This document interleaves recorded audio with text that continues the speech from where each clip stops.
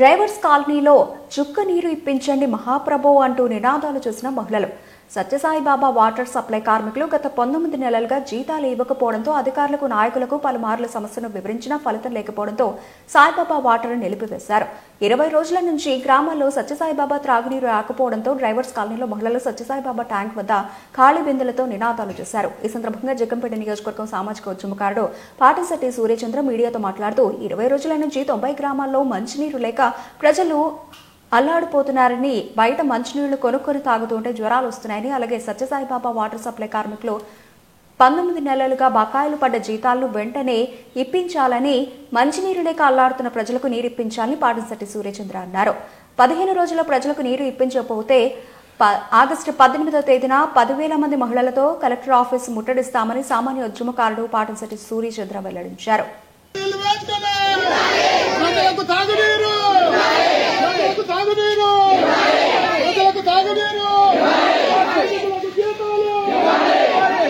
పాటిశెట్టి సూర్యచంద్ర, జగ్గంపేట నియోజకవర్గం సామాజిక ఉద్యమకారుణ్ణి.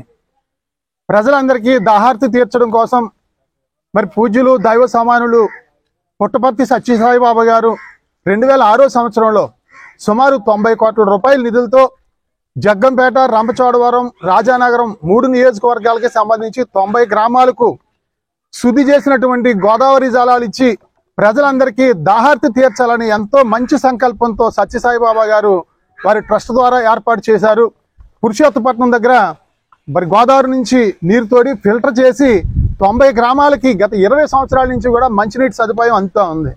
ఈ నేపథ్యంలో ఈ యొక్క సత్యసాయి ఈ స్కీమ్ నందు పనిచేస్తున్నటువంటి 53 మంది కార్మికులు గతం నుంచి కూడా సత్యసాయిబాబా గారు మరి స్వర్గస్థులు అయిన దగ్గర నుంచి కూడా చాలా ఇబ్బందులు పడతా ఉన్నారు. సాయిబాబా గారు ఉన్నప్పుడు చాలా బాగా జరిగేది. మరి సాయిబాబా గారు అనంతరం ఈ యొక్క సత్యసాయి డ్రింకింగ్ వాటర్ని ప్రభుత్వం హ్యాండ్ ఓవర్ చేసుకుని ప్రభుత్వమే గత 10 సంవత్సరాల నుంచి కూడా జీతాలు ఇస్తున్న పరిస్థితి.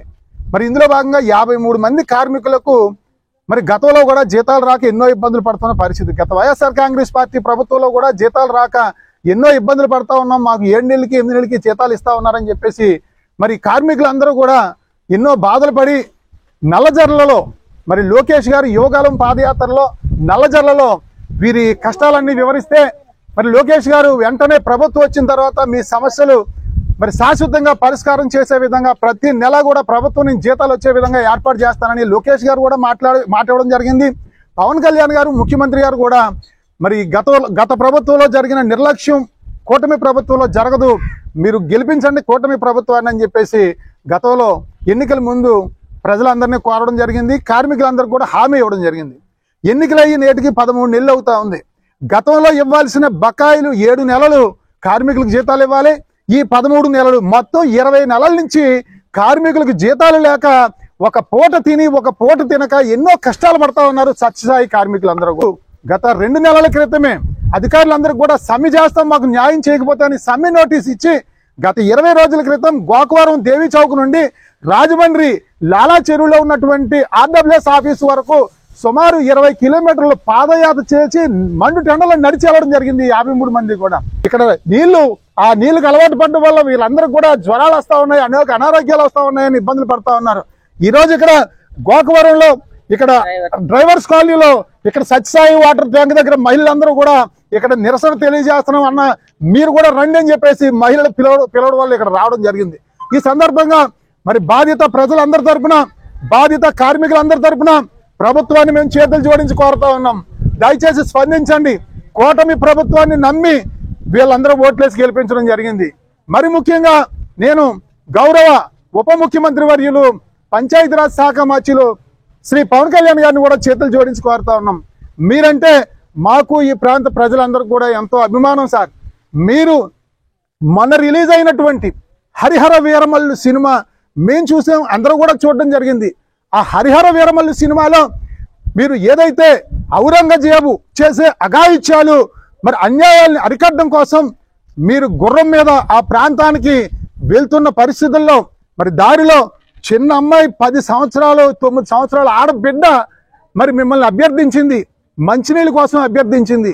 తమరు వెంటనే సినిమాలో అక్కడ మంచినీళ్ళు మీరు ఇవ్వడం జరిగింది. ఆ పాప మంచినీళ్ళు పట్టుకుని వాళ్ళ గూడానికి పరిగెట్టుకుని వెళ్ళింది. ఏంటని చెప్పేసి పవన్ కళ్యాణ్ గారు గూడెం వెళ్తే అక్కడ ఉన్న వాళ్ళందరూ కూడా మంచినీటికి ఎంతో ఇబ్బంది పడతా ఉన్నారని వాళ్ళందరికీ దాహార్త తీర్చిన వ్యక్తి పవన్ కళ్యాణ్ గారు. వాళ్ళ ఆకలితో అలమటిస్తా ఉన్నారని చెప్పేసి వాళ్ళకి ఆకలి బాధ తీర్చిన వ్యక్తి పవన్ కళ్యాణ్ గారు. ఇది సినిమాలో.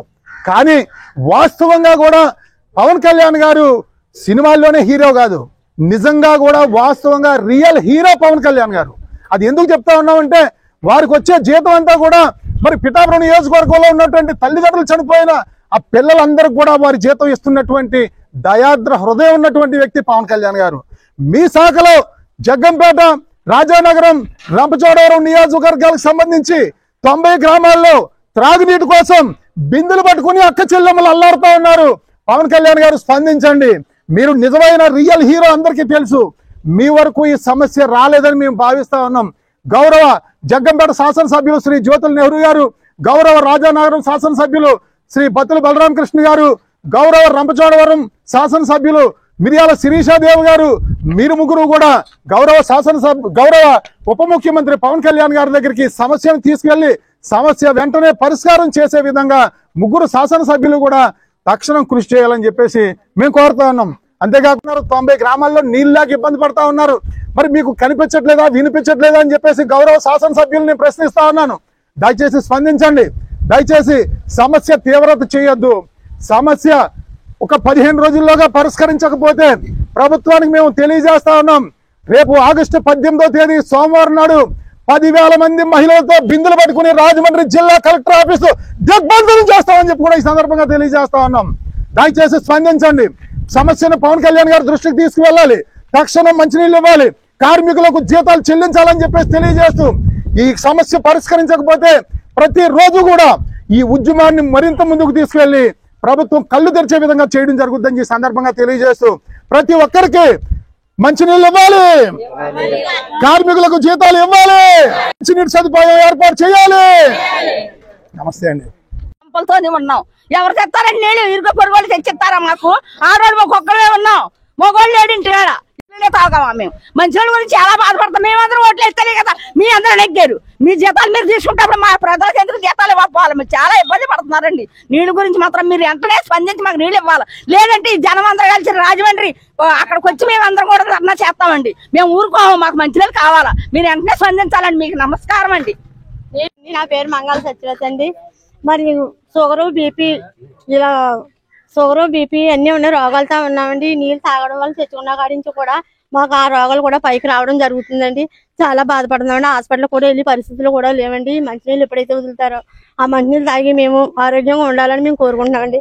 మీరు త్వరగా మాకు ఆ మంచినీళ్ళు సప్లై చేసి మా అందరినీ కూడా ఆరోగ్యంతో ఉంటారని చూస్తారని మేము కోరుకుంటున్నాం. 20 రోజుల నుంచి మాకు వాటర్ రావట్లేదని వాటర్ ఇచ్చి వాళ్ళ దగ్గరికి వెళ్ళి మేము గట్టిగా అడిగితే వాళ్ళు మాకు ప్రభుత్వం జీతాలు ఇస్తలేదు, మాకు ఒక పూట ఉంటే ఒక పూట లేదు, మేము తెగుళ్ళ బారిన పడిపోయాము అనేసి చెప్తున్నారు.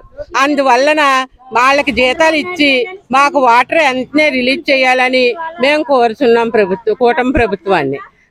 జిల్లా కలెక్టర్ గారు కూడా ఆ ప్రజల అనారోగ్యాల గురించి, ఆరోగ్యాల గురించి తెలుసుకుంటారు, ప్రజల క్షేమం గురించి. అందుకని జిల్లా కలెక్టర్ గారు వెంటనే స్పందించి మాకు అనారోగ్యాలు వచ్చి హాస్పిటల్ బారిన పడ్డాము కాబట్టి మీరు